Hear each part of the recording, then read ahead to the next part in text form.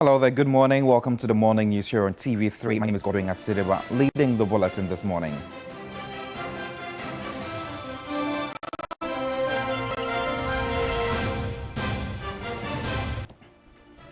Coming up, Ghanaian MP stranded in Kenya following violent demonstrations in the country, which has left 10 people dead over new taxes introduced by Kenyan government.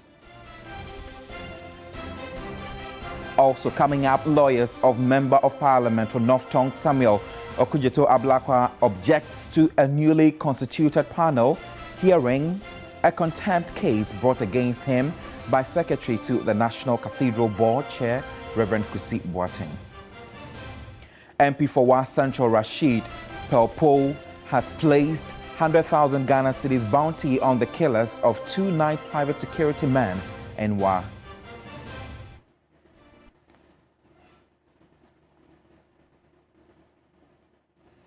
Details of these and more stories coming your way in the next 20 minutes. If you stay with us, this bulletin is also live on DSTV channel 279.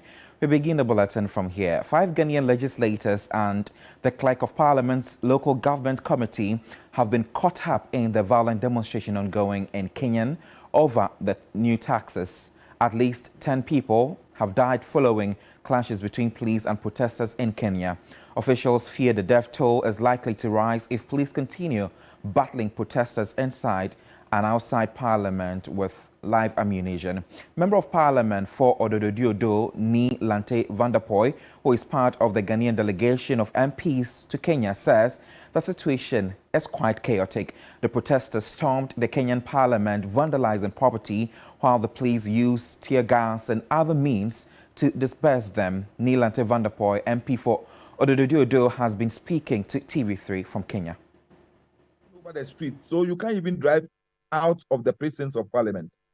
So they have to go and hide most of their cars and in the, what do you call it, the bunker under the main building, the administrative building. The speaker was, in fact, first taken away. He came to meet us in the library when we were taken first, but they felt the library was not safe for him. So they had to take him out of the library. We don't know where they went and kept him. But that was when they were looking for a safe place for us, the foreign delegations who were around. So first it was the library, from the library to the tunnel, from the tunnel to the bunker, from the bunker to one of the committee rooms upstairs. It's been, what they did today was not different from what we saw in the United States of America on January 6th.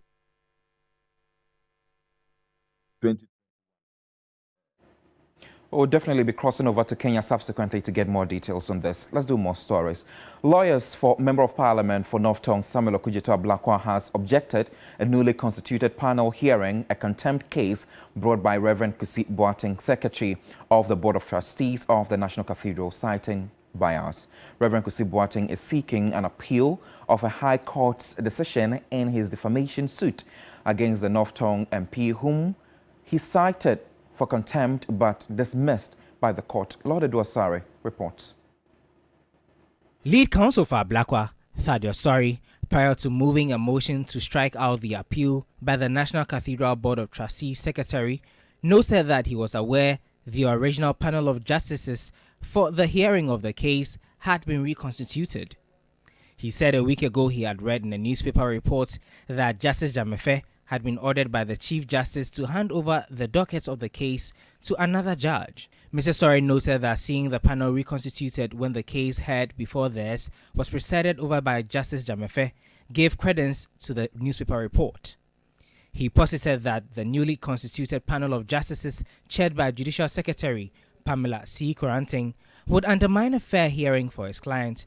He pointed out that the appellant, Reverend Kusi Boateng, is the Chief Justice's pastor and spiritual father, and therefore when a party has an affinity with the person that determines the panel, and the panel has been reconstituted with the removal of a presiding judge, that cannot be overlooked. But counsel for Reverend Kusi Boateng disagreed. Bobby Banson indicated that the allegations of a newspaper report were at best hearsays and should be considered as speculations, urging the court to dismiss same. Following the arguments, The court adjourned the hearing to Wednesday, June 26 to decide on the objection to the panel by lawyers for Samuel Okudzeto-Ablakwa over concerns of bias.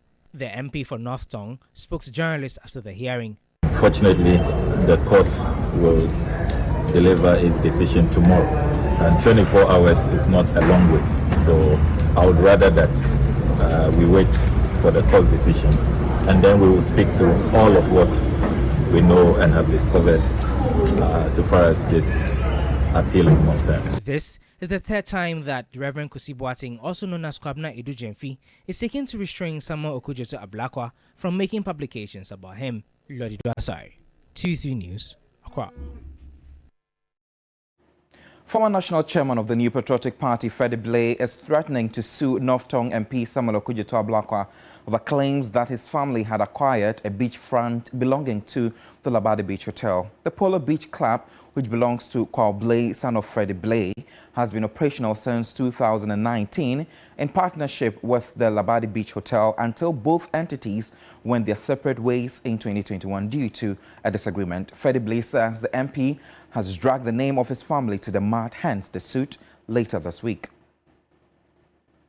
According to Freddie Blay, the Polo Beach Club secured their beachfront from the Traditional Council, who leased the land to them for a number of years.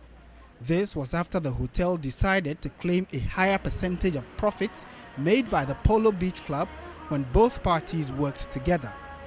Based on the above, the latter consulted the Traditional Council, who gave them their current land area, contrary to claims by the North Tongue MP. That is the beach hotel had not complained and is not making any fuss about it, except when Okudzeto-Ablakwa came and made it look like as if Kwao Blay had cheated the beach club, had cheated his partners and so forth. But of course, that arrangement itself, if anything at all, the court will decide. The court will decide. They shouldn't have done it. You will hear from me. You hear from me that within this week, definitely I'll take him to court over it. There's no political manipulation, there's no political influence, nothing of this sort in respect of what you are seeing and what you yourself have gone through. If you like, ask the Labadi Beach Hotel authorities and go and ask the Lad Traditional Council what arrangement that they've come to.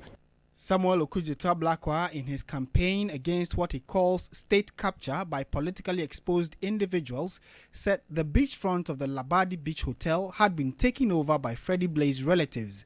The former NPP national chair says his son acquired the property through due process and not because of political connections. Tell me, show me by a shred of evidence that this has been done because Freddie Blay is the father of the young man doing it. They even made it look like as if it's not only one person doing it, but my sons, they love them all together. In fact, I have one girl as a daughter. If I'm not lucky, they will have also added here that he's part of it. That's what is happening. It's unfortunate. They make it look like as if being a politician itself, it's a crime. Unfortunately, that shouldn't be the case. Meanwhile, North Tongue MP Samuel Okudzeto-Ablakwa says the report from Freddie Blay confirms his reasons for taking the issue up.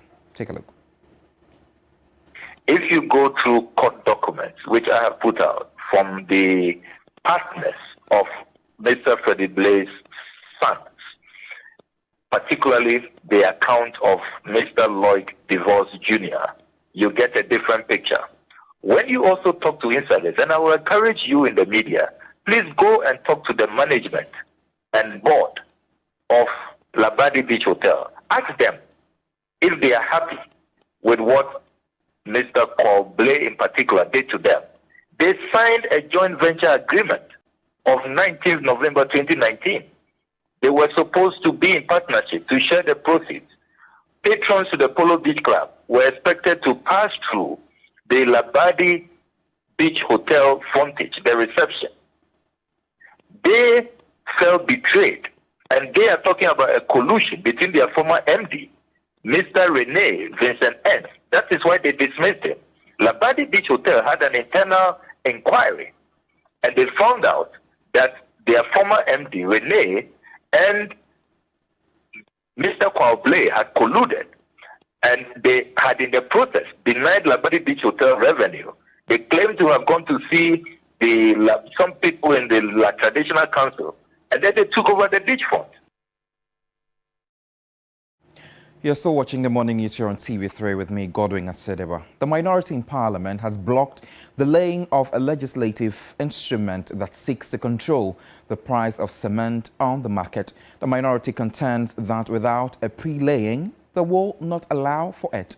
The ally from the Ministry of Trade and Industry has been referred to Subsidiary Legislation Committee for engagement formalities before it is laid on Friday. So this other paper then will not be taken today. That was the agreement. There's going to be pre-laying, and after that we'll bring it back to the floor. Mr. Speaker, this House embarked on a convention in respect of CIs, especially matters that the Electoral Commission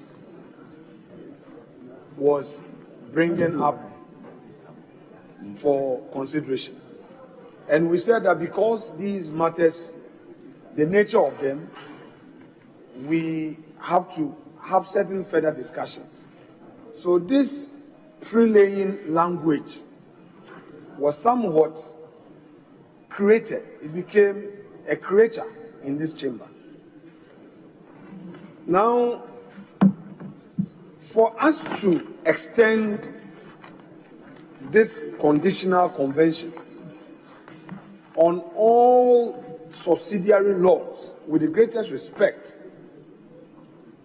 would not be helpful.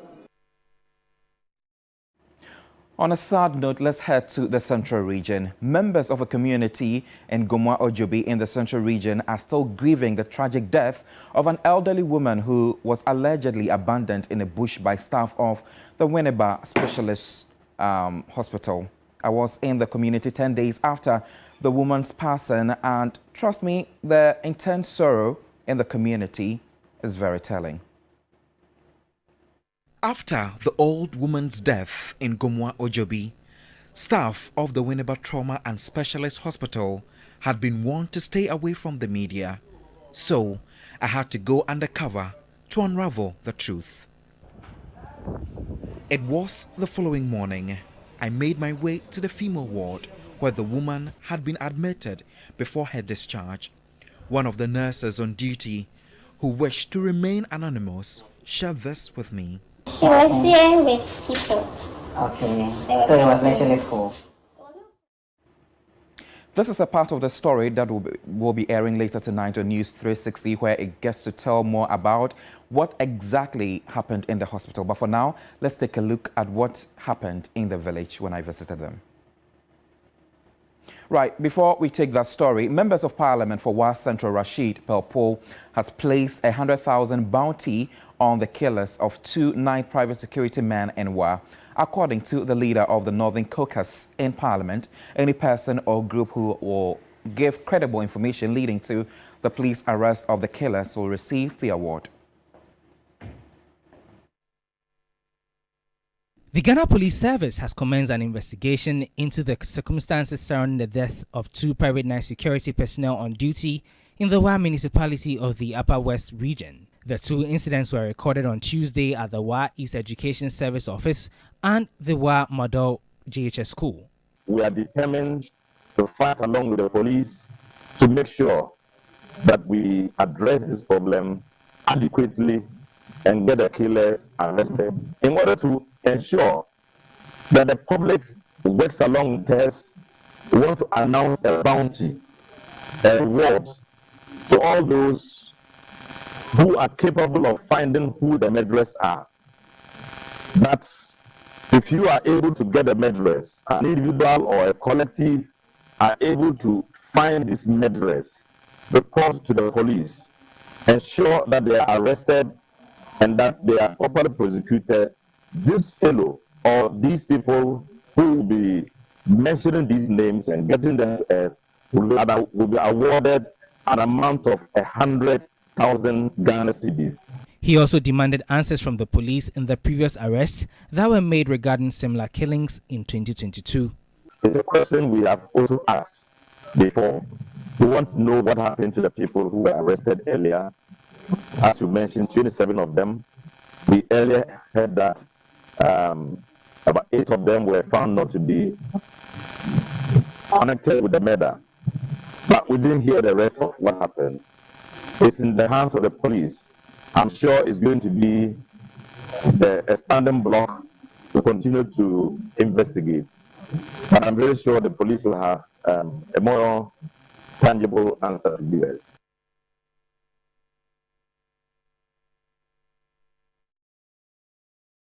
Governance expert Professor Boafo Agyeman-Duah says it is an act of bad governance if a president fails to inform the people of an appointment that was made and subsequently terminated. The professor says Ghanaians till now do not know the status of Dr. Edward Mahama, who was appointed ambassador plenipotentiary by President Akufo-Addo, describing it as bad governance. He spoke to TV3 in an interview. In 2017, the president appointed Dr. Edward Mahama of the People's National Convention, PNC, as ambassador plenipotentiary. Concerns were raised about what his exact role would be. Political watchers and ordinary Ghanaians up till now still wonder whether he is still at post or that portfolio has been terminated. A former senior governor's advisor at the United Nations, Professor Agyeman-Duah, described the action as bad governance. That's one of the strange things about governance in this country. Certain things are done now, we don't know the end results, whether he's still on the public pay list as ambassador plenipotentiary or the position has been taken away from him, we do not know. In good governance, one will expect that if Dr. Mahama's appointment is over, it should be announced. But we do not know. And we might never know until this government is out. And as I said, that is not good governance practice. What did he achieve? I have no idea. On Monday, June 24, President Akufo-Addo again appointed his executive secretary, Nana Asante Bediatu, who has served him since 2017 as an ambassador at large. An ambassador at large is one who is not assigned to a particular diplomatic post, but on a special mission. But Professor Agyeman-Duah says, in his view, the appointment is unnecessary. I think the only additional thing here is the status. Because as executive secretary, you are not an ambassador. But if you are made an ambassador, you are an ambassador, entitled to all the privileges that ambassadors get. So maybe even your passport may be different.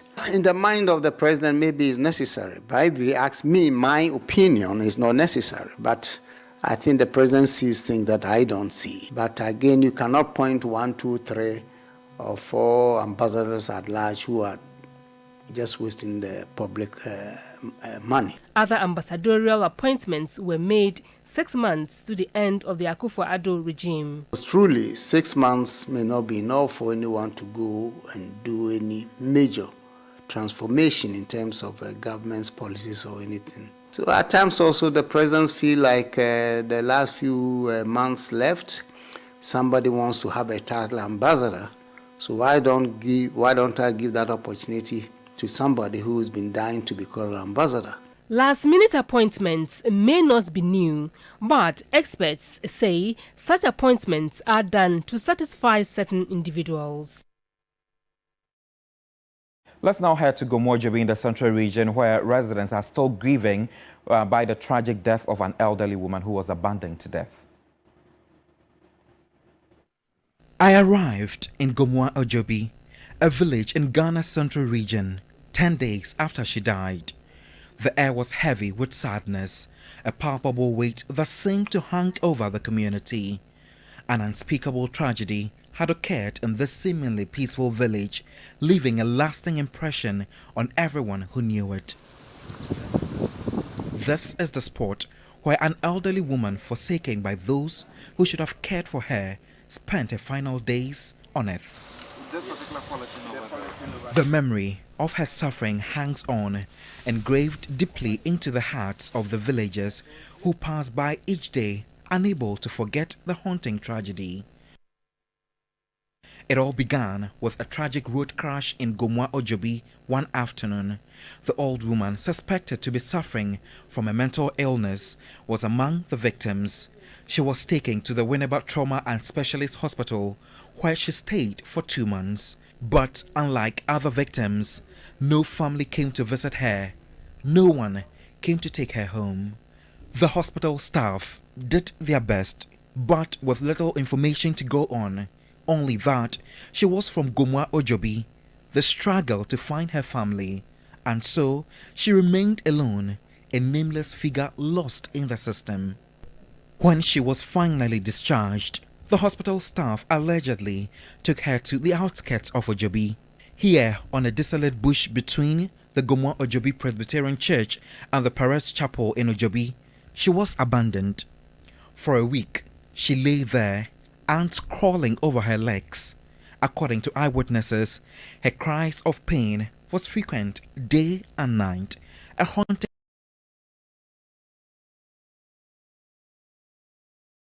signal of immense suffering. Eric Amwakoba, a resident deeply moved by the woman's story, recounted to me what he witnessed. Day and night she was here. It was raining continuously for about 3-4 days, and she was still in it. Wow. She was in the rains. I mean, the rain was beating her. So I had to call in the assemblyman because it was getting pathetic. Yeah. We didn't know whom she belonged to. Normally in the night, you will see her panting, crying. She will be crying, mentioning names. She was mentioning a particular guy's name. I don't know whether that was the son or so. What was the name she was mentioning? I can't recollect the name. Akos Opare, another resident who lives right opposite where the woman was abandoned, told me how an ambulance dumped the woman on the site, leaving her to struggle all by herself. I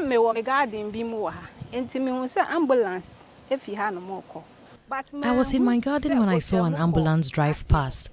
Seconds later, I saw it driving away, so I assumed it had come for a sick person.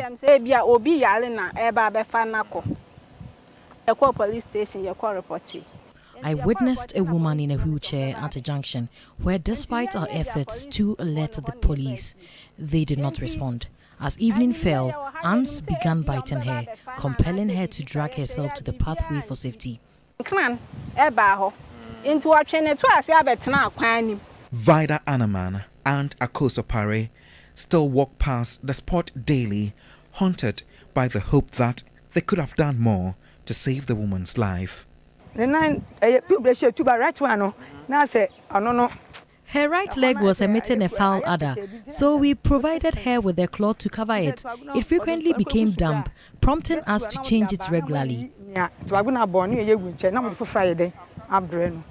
No one came to her rescue, and here she died, alone in her agony. With both legs deteriorating, a powerful stench emanated from her, according to eyewitnesses.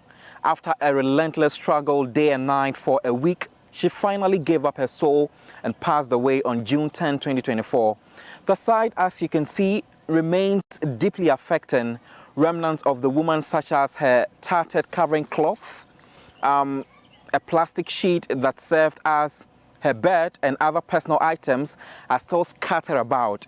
Residents, despite their efforts, feel a lingering guilt, believing they could have done more to help her before her demise. The assemblyman for the area, however, says he was concerned. We don't have social homes around. So this woman, we couldn't send her to a place where she could have been catered for. If we have these social homes in our district, I'm sure the social welfare officer could have easily sent her to that facility where she could have been catered for.